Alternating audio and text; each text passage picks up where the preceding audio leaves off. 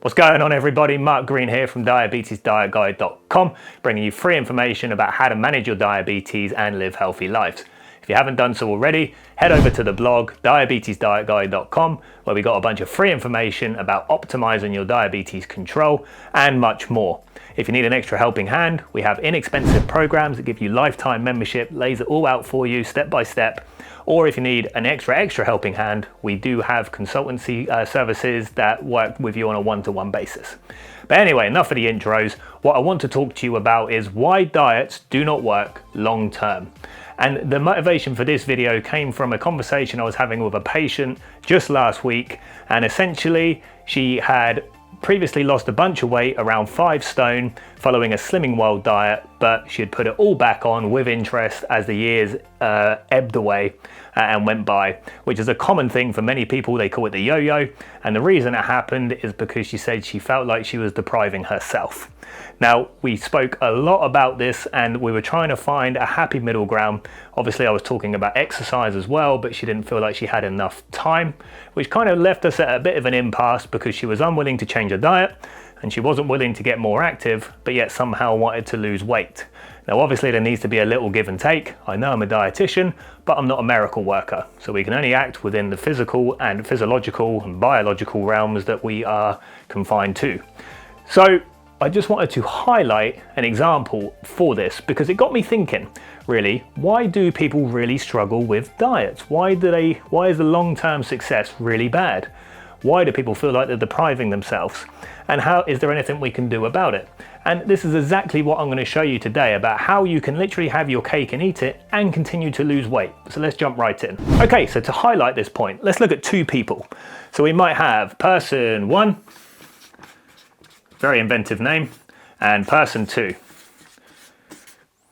Right, so person 1, well, actually both of them, they both need to lose or create a 600 calorie deficit each day from their current dietary intake in order to lose weight.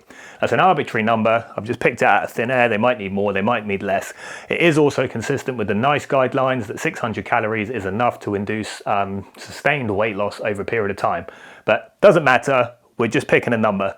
So they both need to create a 600 calorie deficit in order to lose weight. Person 1. So they're gonna do it through diet only. And let's say they're eating 2,000 calories a day as it stands. Excuse the handwriting, get too excited, I write too quick. Which leaves them with a net intake of 1,400 calories a day. Now, already alarm bells are ringing because 1,400 calories a day is really easy to eat. You'll probably do that in just your main meals for most people, which leaves very little margin for any snacks, treats, or days out, or even those infrequent behaviors that don't seem like they should add up, but they do, trust me. So already we're swimming against the tide here because essentially what we are doing is depriving ourselves. This person is going to struggle to sustain this because that is pretty miserable. It doesn't give them much flexibility, and if they have to do this for the rest of their life, because keep in mind, the second they change their dietary behavior, they'll get different results. So if they go back to 2,000 calories, they're going to get the results they've always previously had. Now, in reality, if they're overweight or obese, they might be having more than 2,000 calories. The same principle applies. Okay, so it's going to be hard to do this. So this actually makes an interesting concept, doesn't it? Because what we're essentially doing here is actually cutting back. We're going against nature. Your body wants to eat, but you're fighting that. So it's no surprise then that what people do is that they rebound back onto their previous behaviors, usually with interest, because they go hell for leather, because they've been depriving themselves for so long. Person 2, on the other hand, is going to do this purely through exercise. They're going to burn up 600 calories. So now they are eating 2,000 calories a day still, but they are burning up 600 calories, which gives them again a net intake of 1,400 calories, but they've eaten 2,000. So that's the difference. They've eaten 2,000, they've eaten 1,400. Now, there is an argument to say that yes, if this person is exercising, they might get a bit hungrier. So they might want to replace some of the fuel that they burned up, and we do see people that overcompensate. However, the evidence is pretty strong on this, that if you give two people a meal, one's exercised, the other hasn't exercised, they generally eat about the same amount. So when people overcompensate, it's usually psychological in the sense that they feel like they've got a free pass because they've exercised. So if you can get over that barrier, then actually what we find is people don't overeat. And even if you do have a slightly increased appetite, if you're choosing lean proteins and vegetables, then actually you're still going to be creating a sufficient calorie deficit. So it'll be all good. But let me ask you then, which one do you think is more sustainable? 1400 calories a day or 2000 calories a day? This person can still enjoy all those things they like to enjoy within reason. So they're not having to scrutinize every calorie. They're not having to worry about the odd cake. They can still go out and enjoy themselves. And that, as a result, becomes much more sustainable. Whereas this person who is restricting themselves isn't going to be able to do that. And keep in mind that we generally overeat anyway without realizing it. So if you think you're having 1400 calories, you're probably actually having 1800 or 2000. So it just makes it so much more difficult.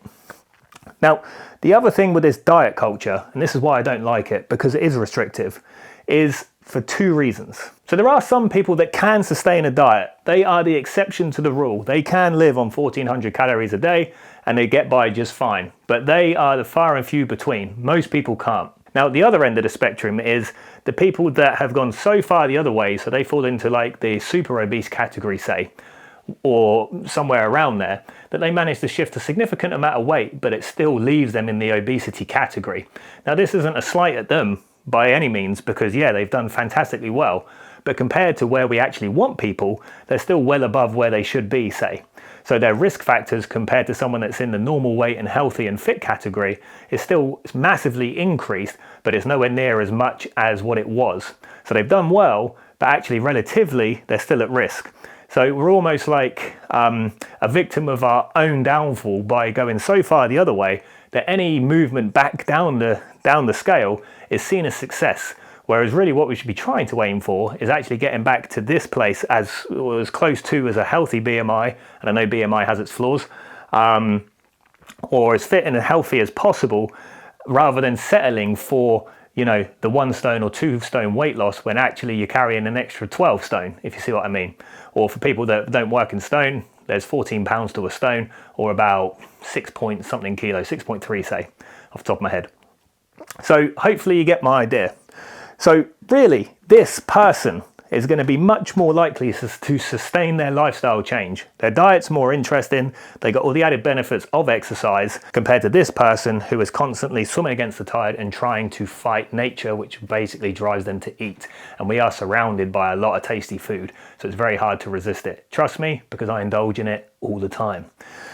So anyway, we'll leave it there, guys. So hopefully you liked the video and it's useful. If you did like it, subscribe and like the video. Helps us out a lot and gives us motivation to keep making these as it shows it's getting through to people. And I'm not the best with always posting, so if you want to know when I am posting, hit the bell notification and it will let you know when we posted. Remember to head over to the blog diabetesdietguide.com, where we've got much more information for you, and hopefully there'll be something for you there. We'll leave it there. I'll see you later.